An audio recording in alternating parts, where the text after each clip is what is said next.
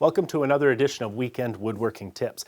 Each episode in this video series includes 5 of the best tips that I've picked up from various sources over the years. As each new episode in this series is released, it'll be added to a playlist, which I'll link to in the video description below so you can check out even more great tips. Now let's get started.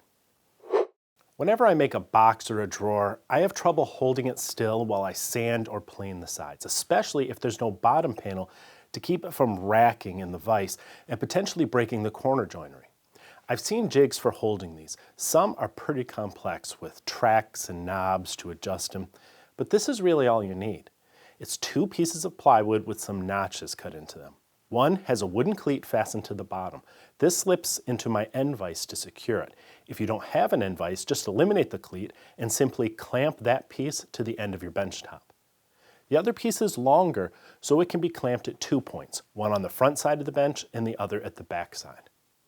Now you have a holding device so you can sand or plane the sides of all of your boxes and drawers while supporting the corner joinery. And it's fully adjustable for any size project. Grinding small blades for spoke shaves and other tools can be tricky because you don't have a lot to hold on to. This one isn't too bad, but some are really narrow and really sketchy. To give me more control, I use a Chris Schwarz trick.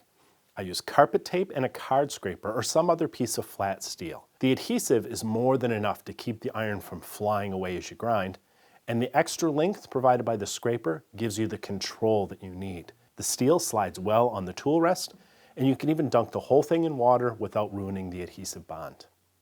If you use half-lap joinery often, you know how important it is to get the table saw blade set to cut exactly halfway through the workpiece. Now there are several ways to do this. I like to combine 2 of them, and this works either with a table saw or a router table. I begin by raising my cutter a little bit at a time, flipping a scrap workpiece to incrementally remove waste from each side. This creates a little tenon on the end which grows thinner with each subsequent pass. You've reached the proper setup when that last little sliver of tenon is removed. But you should still test it to be sure. So cut a rabbet on the end of the scrap at that setting, then cut it off in 2 pieces. Place the 2 pieces together and feel for a shoulder. If the transition is smooth, you're good to go. Here's a tip that seems common to me, but a surprising number of folks have never considered it. If you wish to bore a hole with a handheld power drill at exactly 90 degrees to a workpiece, you can make a quick and easy drill guide by cutting a notch in the end of a scrap. Now place the tip of the bit on your mark and use the guide to hold the drill perpendicular as you bore. It works like a charm. Most of us have an old-fashioned steel carpenter square laying around, and there are a lot of things you can do with it, including laying out angles other than 90 degrees. Angles or slopes may be measured as a combination of rise and run. For example, if a slope rises 11 inches across a run of 19 inches, that slope will be at a 30-degree angle. Consider the long arm of your square to be the length of the run and the short arm to be the height of the rise. Now you can use this chart, which I found in an old magazine, to calculate your angles.